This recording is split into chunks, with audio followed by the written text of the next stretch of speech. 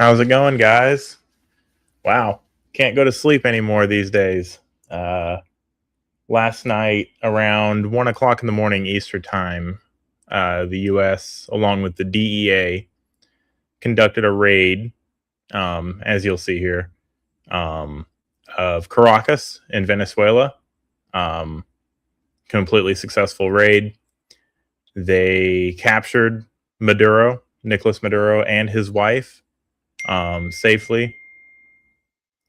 So let's watch the interview Trump did right after around 11 o'clock this morning, and then we're going to start getting into some of what the backlash might be about this because I've heard it all. We're going to get into the War Powers Act of '73. We're going to get into Article 2 of the Constitution because apparently some people need a refresher on what exactly the president can do. We're going to talk about what constitutes a war, what constitutes declaring war, what is considered an act of war, and how all of that really in this situation is irrelevant because this isn't that. This is a arrest warrant. So let's get to what Trump said earlier today, and then I'll pause it for comments.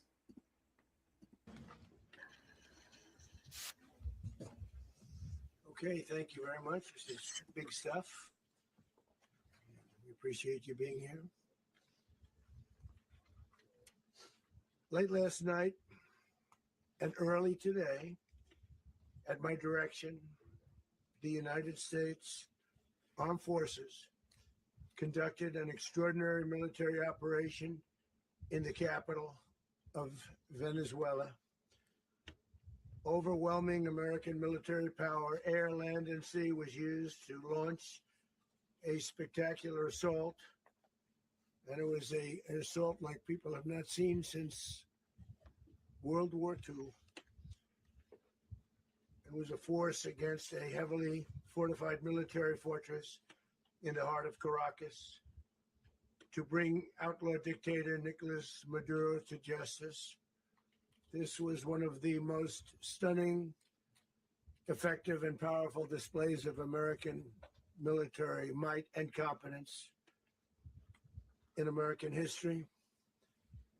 To put that in perspective, I think reports on the ground were that citizens were hearing a bunch of gunfire and a bunch of rumbling for about 45 minutes, and everything was over. I was live last night with a friend of mine, and literally we got the news that it had happened, and about 10 minutes later we had a picture of Maduro in custody. So when he says it was quick, it was strategic, it was on point and perfect, I don't know how much better it can get.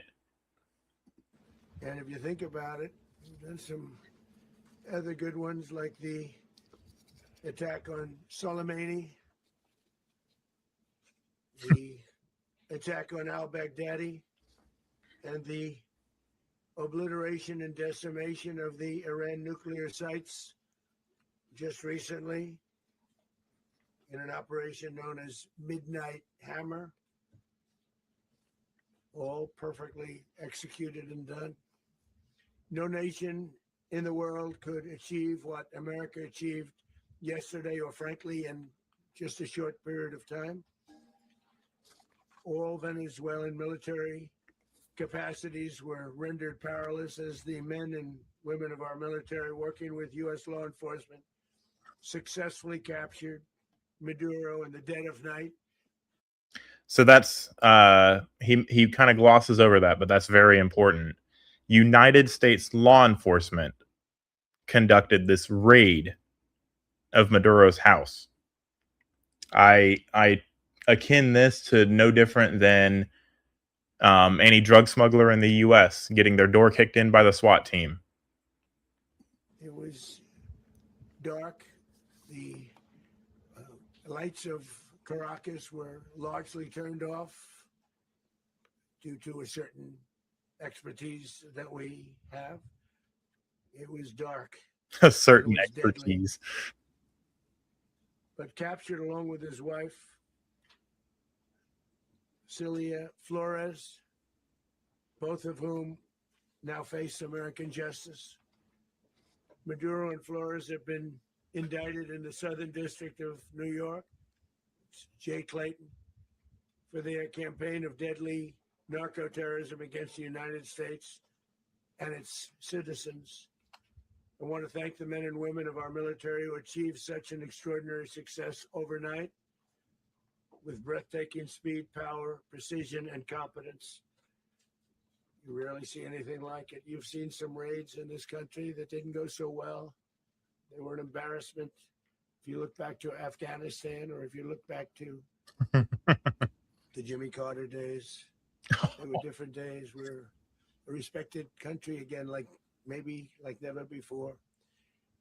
These highly trained warriors operating in collaboration with U.S. law enforcement caught them in a very ready position. They were waiting for us. They knew we had many ships out in the sea, just sort of waiting. They knew we were coming. So they were in what's called a ready position. But they were completely overwhelmed and very quickly incapacitated. If you would have seen what I saw last night, you would have been very impressed. I'm not sure that you'll ever get to see it, but it was an incredible thing to see. Not a single American service member was killed, and not a single piece of American equipment was lost. We had many helicopters, many planes, many.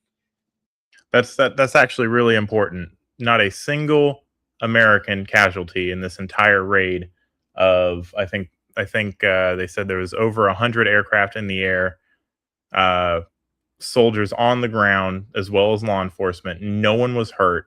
This is going even better than the raid to kill Osama bin Laden. We lost a whole helicopter in that raid.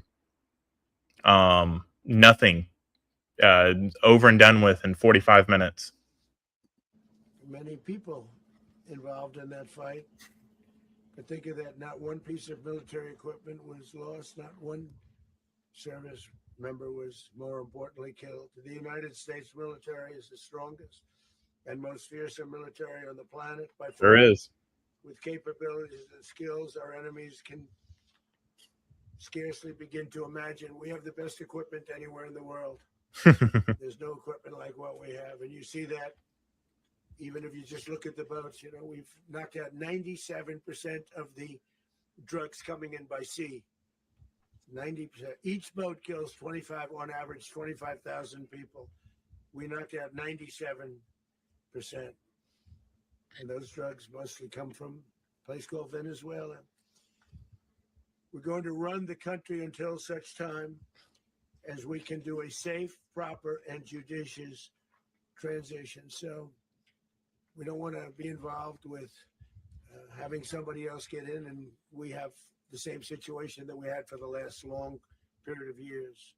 So I think that's pretty smart on behalf of the president, on behalf of U.S. foreign policy. Don't just go and topple a dictator, right? Don't just go and arrest him. Oversee the transition of power so that they can't just hold another fake election that gets rigged by the military or rigged by whoever decides that they want to seize power. Don't leave a power vacuum. Install our interests in the hemisphere.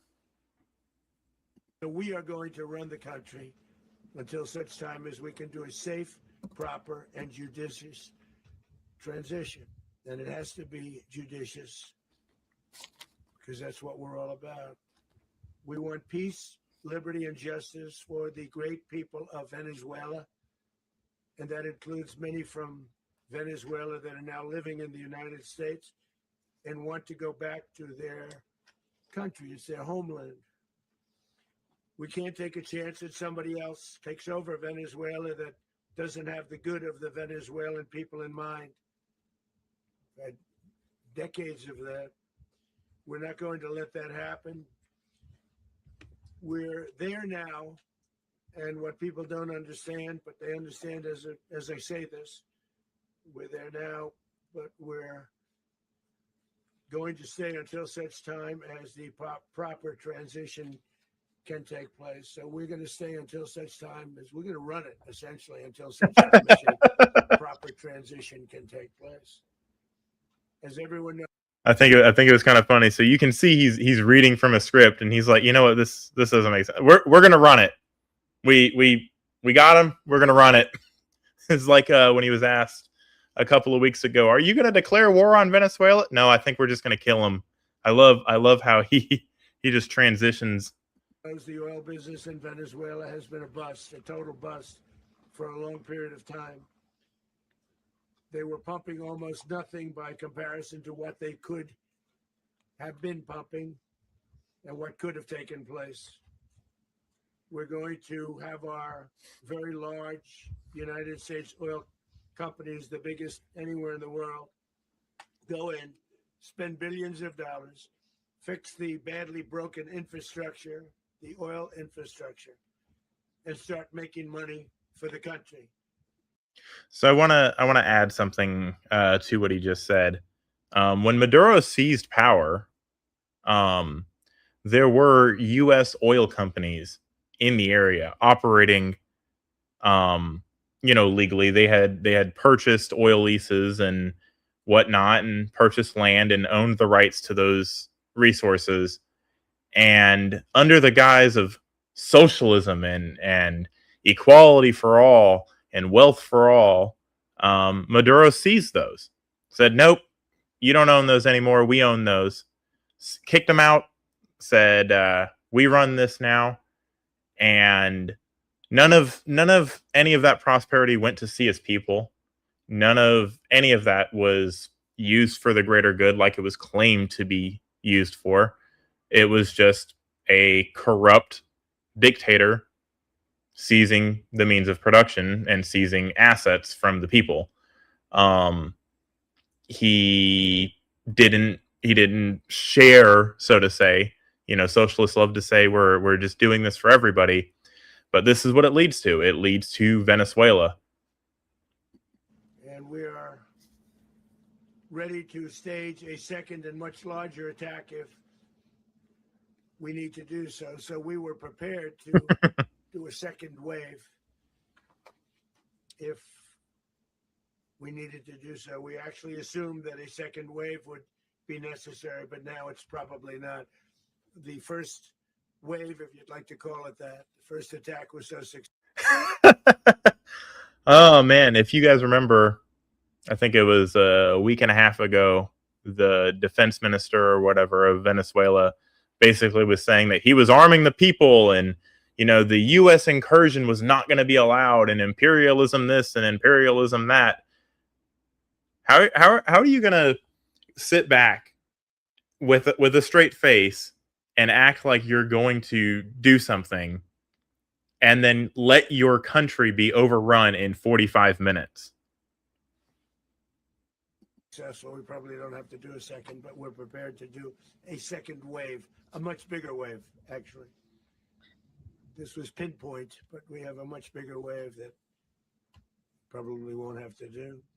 This partnership of Venezuela with the United States of America, a country that everybody wants to be involved with because of what we were able to do and accomplish, will make the people of Venezuela rich, independent, and safe. And it will also make the many, many people from Venezuela that are living in the United States extremely happy. They suffered. So much was taken from them. They're not going to suffer anymore. The illegitimate dictator Maduro was the kingpin of a vast criminal network responsible for trafficking colossal amounts of deadly and illicit drugs into the United States. As alleged in the indictment, he personally oversaw the vicious cartel known as Cartel de las Solas, which flooded our nation with lethal poison, responsible for the deaths of countless Americans, the many, many Americans, hundreds of thousands over the years of Americans died because of him. Maduro and his wife will soon face the full might of American justice and stand trial on American soil. Yep. Right now, they're on a ship. They'll be heading to ultimately New York, and then a decision will be made. I assume between New York and Miami or Florida. But we I have think they just landed in New York City. people where the overwhelming evidence of their crimes will be presented in a court of law. And I've seen it. I've seen what we have. It's both horrible and breathtaking that something like this could have been allowed to take place. For many years after his term as president of Venezuela expired, Maduro remained in power and waged a ceaseless campaign of violence, terror, and subversion against the United States of America, threatening not only our people, but the stability of the entire region. And you all saw it. In addition to trafficking gigantic amounts of illegal drugs that inflicted untold suffering and human destruction all over the country, all over, in particular, the United States. Maduro sent savage and murderous gangs, including the bloodthirsty prison gang, Tren de Aragua, to terrorize American communities nationwide. And he did indeed.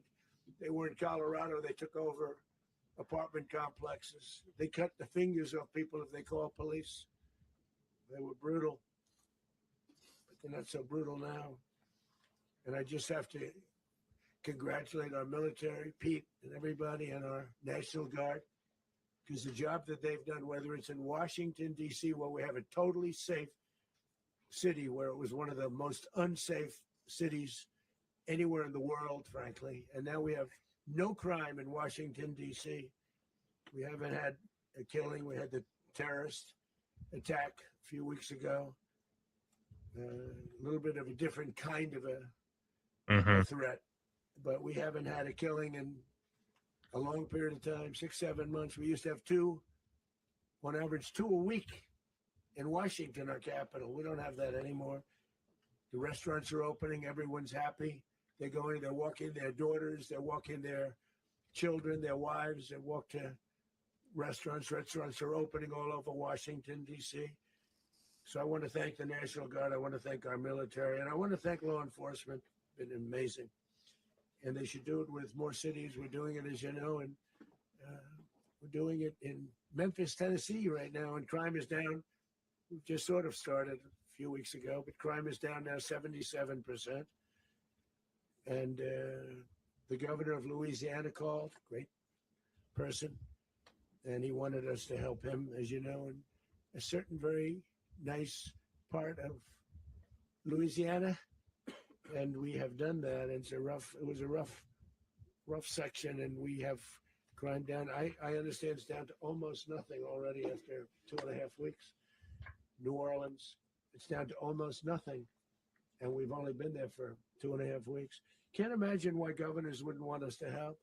We also helped, as you know, in Chicago, and crime went down a little bit there. We did a very small help because we had no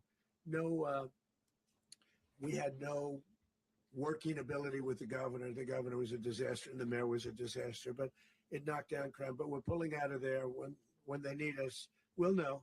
You'll know. You'll be writing about it. Just to give a little bit of context for anybody that's forgotten, because I know America has a very, very short memory. When we used the National Guard in Chicago, they were attacked.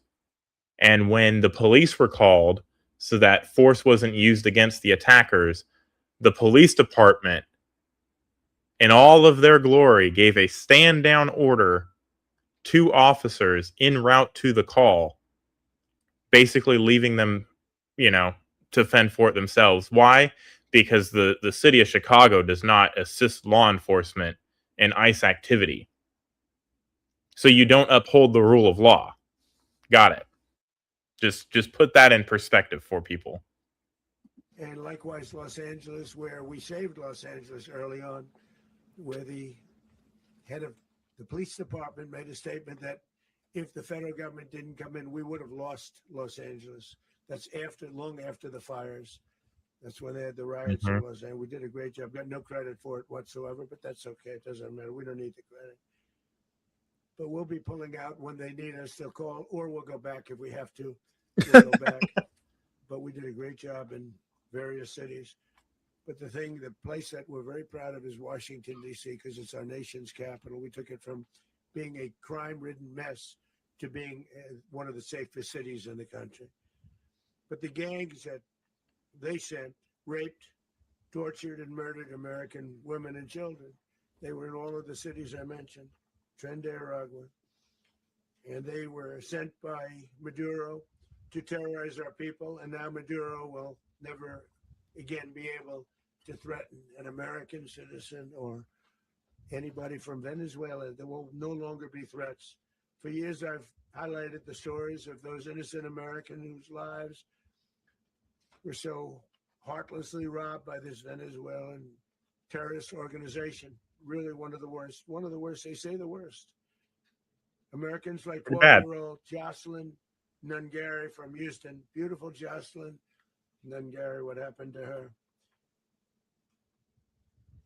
They, as you know, they kidnapped, assaulted, and murdered by Tren de Aragua animals. They murdered Jocelyn and left her dead under the bridge. It was a bridge that will never be the same to so many people after seeing what happened. As I've said many times, the Maduro regime emptied out their prisons, sent their worst and most. I just want to say, you know, we're kind of moving past everything he's saying, and think of a time 20, 30, 40 years ago. You heard about this kind of stuff happening in Mexico, in South America, in all of these corrupt countries. You didn't hear about this happening in America. You might have heard of, you know, a gang shooting or, you know, violent crime here and there. You didn't hear about people getting their fingers cut off. You didn't hear about people being executed or horrible things happening at the hands of these monsters. That was oh wow, that happens over there. That's crazy. Now, because of the policies that we have let into our country, and because of the people that we've let into our country, because of the dictators that we've allowed to stand in other countries that foster this kind of thing, it's happening in our homeland. Think about that. Think about, I mean, even when I was growing up, I'm not that old. I didn't hear about stuff like this. This has been in the last 10 years, really, the last 5-10 years that this has been happening a lot. Violent monsters into the United States to steal American lives. And they came from mental institutions and insane asylums. They came from prisons and jails. The reason I say both, they sound similar. Actually, prisons, a little bit more hostile, a little bit tougher. A mental institution isn't as tough as an insane asylum, but we got them both. They sent from their mental institutions. They sent from their jails, prisons. They were drug dealers. They were drug kingpins. They sent everybody bad into the United States. About 200,000 Venezuelan, quote unquote, refugees fled from Venezuela to the United States and were let in. It was a crisis. It was a humanitarian crisis, is what it was. And they were all let in. Why were they let in? Or why did they come in the beginning? Because they knew they were going to be let in under an open border. No longer. And we have now a border where nobody gets through. In addition, Venezuela unilaterally seized and stole American oil, American assets, and American platforms, costing us billions and billions of dollars. They did this a while ago, but we never had a president that did anything about it. They took all of our property. It was our property. We built it. Yep. And we never had a president that decided to do anything about it. Instead, they fought wars that were 10,000 miles away. We built Venezuela oil industry with American talent, drive, and skill, and the socialist regime stole it from us during those previous administrations, and they stole it through force. Yep. This constituted one of the largest thefts of American property in the history of our country. considered the largest theft of property in the history of our country. Massive oil infrastructure was taken like we were babies, and we didn't do anything about it. I would have done something about it. America will never allow foreign powers to rob our people or drive us back into and out of our own hemisphere. That's what they did. Furthermore, under the now deposed dictator Maduro, Venezuela was increasingly hosting foreign adversaries in our region and acquiring menacing offensive weapons that could threaten U.S. interests and lives. And they used those weapons last night. Potentially in league with the cartels operating along our border. All of these actions were in gross violation of the core principles of American foreign policy, dating back more than 2 centuries. And not anymore. All the way back, it dated to the Monroe Doctrines. And the Monroe Doctrine is a big deal, but we've superseded it by a lot, by a real lot. They now call it the Monroe Document. I don't know. It's Monroe Doctrine. We sort of forgot about it. It was very important, but we forgot about it. We don't forget about it anymore. Under our new national security strategy, American dominance in the Western Hemisphere will never be questioned again. Won't happen. So just in concluding, for decades, other administrations have neglected or even contributed to these growing security threats in the Western Hemisphere. Under the Trump administration, we are reasserting American power in a very powerful way in our home region. And our home region is very different than it was just a short while ago. The future will be, and we did this in my first term. We had So the amount of things that this president has done over the last year, or not even the year. I guess we're coming up on 1 year, 11 months and some change. He has ended a war between Israel and Iran. He's ended countless other wars, some that have long histories. He has brought us back from the brink of financial collapse, along with, he has now deposed a dictator in 45 minutes. I don't know how this guy manages his time. I damn sure couldn't do it like this. And I find myself every time, a decision that Trump's about to make is in the news, it's being criticized from every angle possible. And when he's successful and proves everybody that's criticizing him wrong, all you get from the left is, oh, but he didn't do it right. He didn't do this. He didn't do that. He didn't do this. Orange man bad. Orange man bad. I heard several people today speaking on the constitutionality of Trump declaring war on Venezuela. Trump did not declare war on Venezuela. He didn't. He conducted a raid on a drug trafficker, on a narco terrorist, on a human trafficker, on, a gun runner, and an illegitimate president that the United States does not recognize. Remember that point. The United States and other countries, not just the United States, did not recognize Maduro as a leader of Venezuela. There's a lady in exile, I think, in Norway right now that is believed to be the rightful president of Venezuela. And so all of those things, he tried negotiating with him, which I guess you have to do that, right?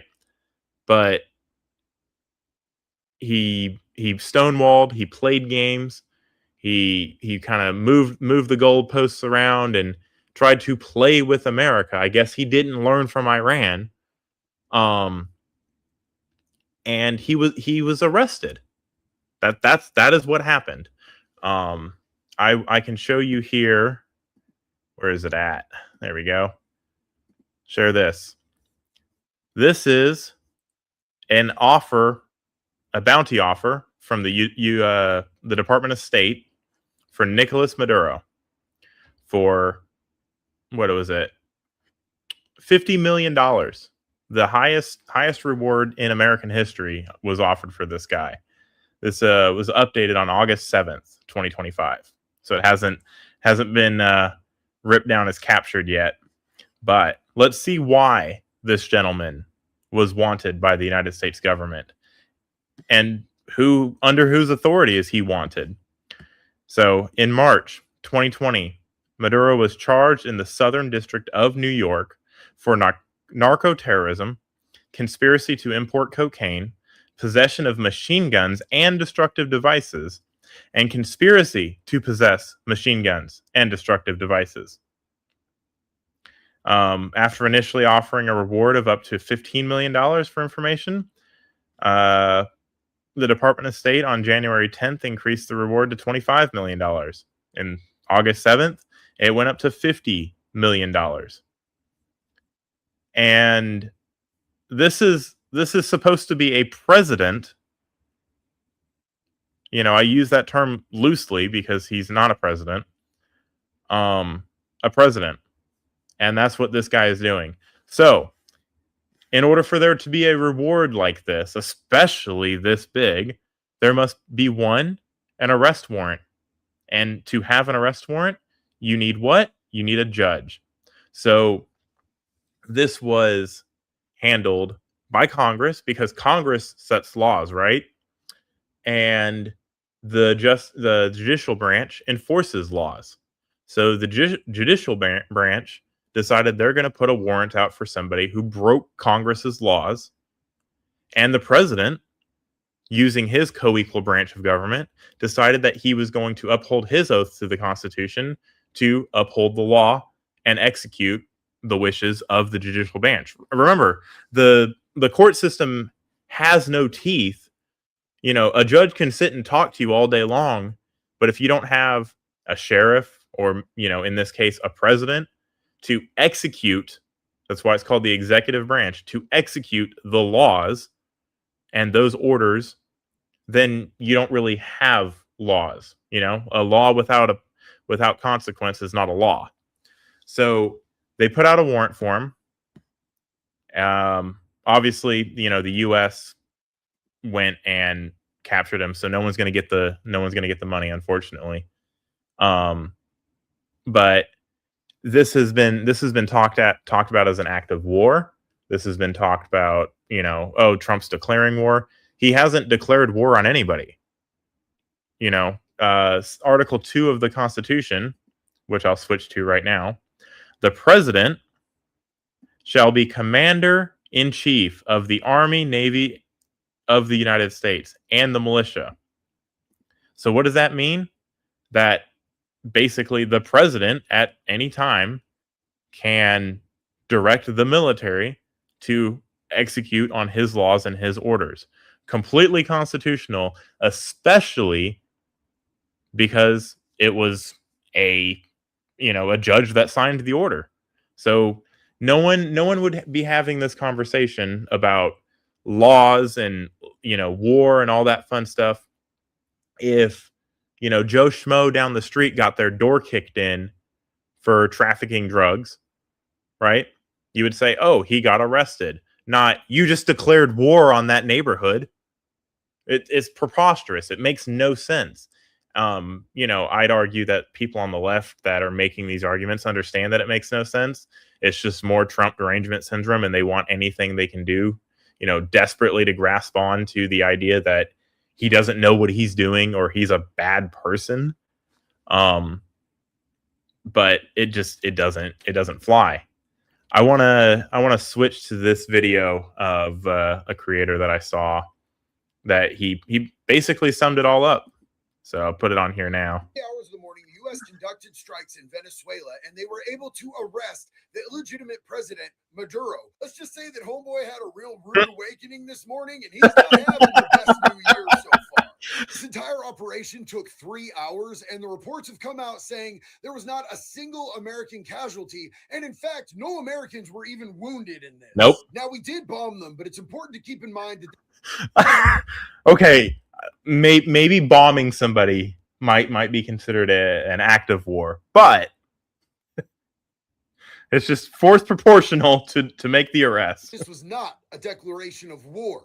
This was an international arrest that was conducted by the DEA and Delta Force. And even though Maduro was a brutal narco-terrorist with a $50 million bounty on his head for his arrest, not everybody in the United States is happy about us doing this. In fact, most of the liberals are absolutely up their own asses about it. You know who's really happy about this and really grateful that we did this? Yeah, come celebrate with us. We love everybody because you, America, has loved us so much. So much. Thank you, America. The people of Venezuela are incredibly Because fuck happy you, that's about why. this. And in fact, they've been partying in the streets en masse ever since this happened. For these people, this means freedom, and this means hope that their country is finally going to get better. Now, if America could get a little bit of that sweet action, I'm sure we'd all be celebrating too. But what do y'all think? Let me know down in. Yeah. So, I mean, that pretty much sums up my my opinion on this. I was saying this probably 3 o'clock in the morning when I woke up and I heard this news. I was like, oh, so they arrested him, and I had no fathom, like couldn't fathom that people would argue against this. I think Zoran Mamdani came out as the mayor of New York City, the newly elected mayor of New York City, decided that he was going to call the president of the United States to express his disdain or dissatisfaction in regime change. I guess, when you're not from our country, you don't understand our country that much. But let's go to, I think this is PBS that decided that they were going to cover it. Reporter Mary Trini Mina in Venezuela's capital, Caracas. Thank you so much for joining us. We are speaking a few hours before our show airs. It's been an extraordinary day in Venezuela today. What has it been like on the ground? Well, Venezuelans woke up hearing loud sounds rumbling across the city. It was complex situations from early hours. It began at 1:50 local time. It lasted for about 45 minutes. I personally heard planes, airplanes, and these detonations that kept happening for about 45 minutes. It was a difficult situation, very complex, with a low of information, a lack of information coming from the government of Nicolas Maduro. Later on, they released a statement saying that this was an aggression perpetrated by the U.S., and according to the Venezuelan government, the sole purpose of this kinetic strike it was to gain control of Venezuelan oil resources.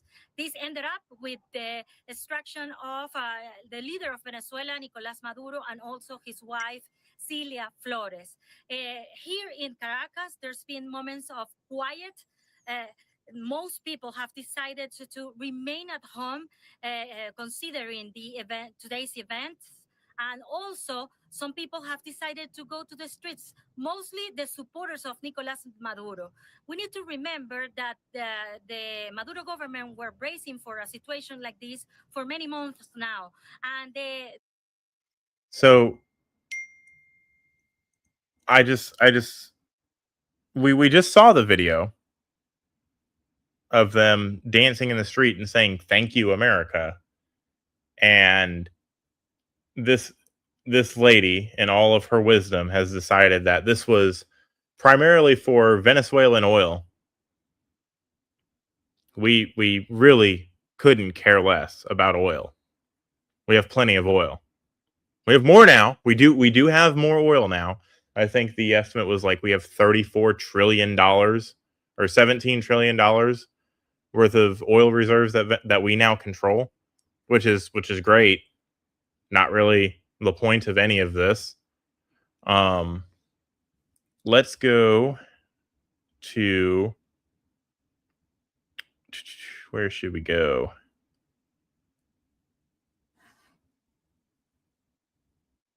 Oh, actually, let's go to Fox News because Maduro has just landed. This after the U.S. successfully carried out a large-scale military operation in Venezuela, striking multiple targets and capturing Maduro along with his wife, Celia Flores. At my direction, the United States Armed Forces conducted an extraordinary military operation in the capital of Venezuela. The men and women of our military, working with U.S. law enforcement, successfully captured Maduro in the dead of night. Mm-hmm. And President Trump posted this photo of Maduro aboard the USS Iwo Jima on his way to New York. Oh man, they black-bagged him. Criminal charges for his alleged involvement in narco-terrorism. Madeline Rivera is live at the White House with the latest. Hi, Maddie. Hi, Tommy. Some stunning images coming out of New York right now where Maduro and his wife have landed in New York after being transported on the USS Iwo Jima. The president conveying today as being a last-ditch operation to get Venezuelan President Nicolas Maduro out of power after several attempts have failed. A superseding indictment from the Southern District of New York alleges Maduro sits atop a corrupt, illegitimate government that for decades has leveraged government power to protect and promote illegal activity, including drug trafficking. But President Trump indicates there's an interest in the country's oil too, forecasting a future in which he sees oil companies rebuilding the country's oil infrastructure. That we originally built in the first place, mind you. All of everything that's over there is ours. Anyway, it was stolen after it was purchased. So let's just put this in perspective. I go to you and I buy something from you. You give it to me. And then your friend or, your parents come along and decide that they're going to take it back so that they can give it to your sister. That's what happened here.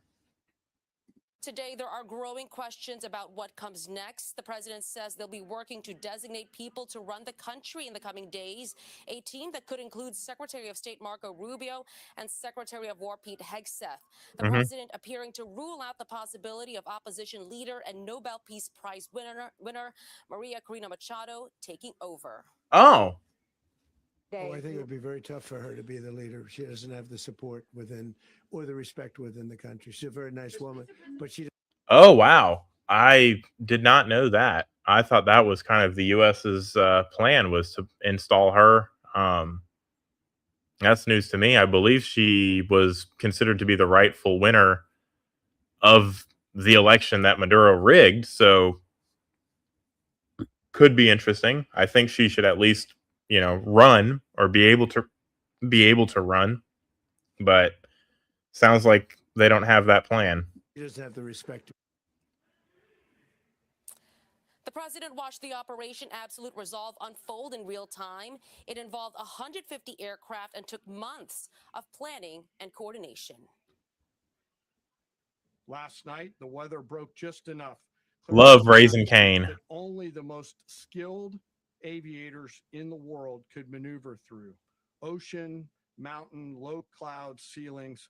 But when tasked with a mission, this organization does not quit. At 10:46 p.m. Eastern time last night, the president ordered the United States military to move forward with this mission. The president says they did not notify Congress before this operation took place. In part, he says because of Congress's ability to leak. The Trump administration is expected to brief House In other words, you can't be trusted. Kennedy Center regarding the operation. Tommy, back to you. And I'd like to point out, according to the War Powers Act, which I'll bring up for you right now. Okay, the War Powers Act of 1973. The War Powers Resolution of 1973, also known as the War Powers Act, is a congressional resolution designed to limit the U.S. president's ability to initiate or escalate military actions abroad. As part of our system of government checks and balances, the law aims to check the executive branch's power when committing U.S. military forces to armed conflict without the consent of the U.S. Congress. It stipulates the president must notify Congress within 48 hours of military action and prohibits armed forces from remaining for more than 60 days. So, that part right there. Donald Trump has notified Congress within 48 hours. And last time I checked, there's no military in Venezuela right now. So he has followed the War Powers Act, and there's not much more to go into that. Now, you can decide that you want to interpret the War Powers Act differently than the United States Supreme Court and every JAG officer that was involved in this mission and every piece of White House counsel. But I'm sorry, your cries are going to go unheard because this was completely legal. I would not even go as far as to call this an act of war, because this was an arrest of a fugitive wanted by the United States government for crimes committed against the United States. Not to mention all the other things he's done to his people, but he is wanted for crimes in the United States, and an arrest warrant was served against him. And I'm speculating here, but I'm willing to bet the vice president that has now just taken power was probably the foreign official that turned Maduro over. Because, if they had been, working with Maduro, they would have been arrested as well. But it sounds like, from what I can understand, that they were working with the United States government, which also makes this not a unjustified incursion or an invasion, have you call it, because they had the support of the foreign government. This is my speculation, right? So any way you slice this is completely legal. It is a good thing for the people of Venezuela. It is a good thing for the American people. And I mean, the greedy side of me, it's really good for gas prices. We're not going to have some tyrannical dictator deciding, what our gas prices are going to be anymore. This is really good for the balance of power around the world and around the hemisphere. It shows that Iran and China cannot just set up shop and create what would be a modern day Cuban Missile Crisis. It shows that if you act corrupt, the United States is going to come after you. So there's a little bit of, people respecting the rule of law and the rule of nature in, at least this hemisphere, if not the world. Other countries are taking note. You don't get to just screw around. We can come in 45 minutes or less. I've waited longer for a pizza to arrive than they took a dictator out. That's why we don't have free healthcare, people, because we have the greatest military in the world that, along with U.S. law enforcement, can take somebody out in 45 minutes. Safely. He's not dead either. He's blindfolded, so he might be a little disoriented, but he's completely safe. He's going to face justice in our justice system, which is going to afford him every right of any other American citizen. He's going to get the rights of an American citizen, mind you, in a United States court to answer for the crimes and the thousands of Americans his gangs have killed.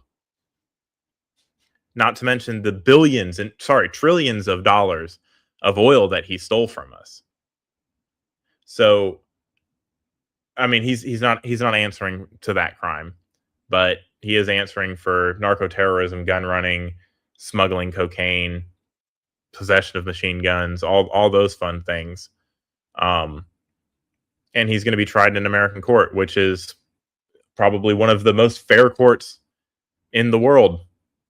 So I don't have a whole lot of issue with this. I'm a very much America first person. I believe we should do what's in our best interest, and in this case, I believe this is in our best interest. For everybody that wants to complain about, this is supposed to be the no new wars president, I don't see a war going on that the U.S. is involved in. I think he's been pretty consistent about that. Every time he's, flirted with the idea of using the military, I've gotten nervous because it's very easy to fall into that trap. But Trump is playing 3D chess when he does things. Every time I feel something coming on, I don't know what's going to happen, and I'm worried about it. It blows my mind the way he's able to pull things off, which tells me, this is kind of what infuriates me about other presidents that I've lived under. If they wanted to, they could. If they wanted peace, if they wanted America to be supreme and to be as great as it could be, they would do these things. And they chose not to, which, ultimately hurt us. The drug epidemic is wild. I work in EMS. I can't tell you how many people just in my state alone. I want to say a good 30% of my patients are addicted to drugs, probably coming from Venezuela. Venezuela doesn't produce the vast majority of drugs, and especially hard drugs that kill people, but they darn sure smuggle a lot of them. They darn sure move a lot of them across the waters. So I think this is a net good. If anybody disagrees with me, you're more than welcome to throw it into the comments. But I think if you make any argument other than maybe a legal argument, maybe there's some legal misunderstanding, I'd advise you to go pick up a law textbook and just read the different pages that I've sent you. If there's any other argument other than maybe this was illegal, you're being disingenuous. You're being outright hateful, and you should get your head checked out. But on that note, I'm gonna check off here. I hope you guys have a good day, and see you next time.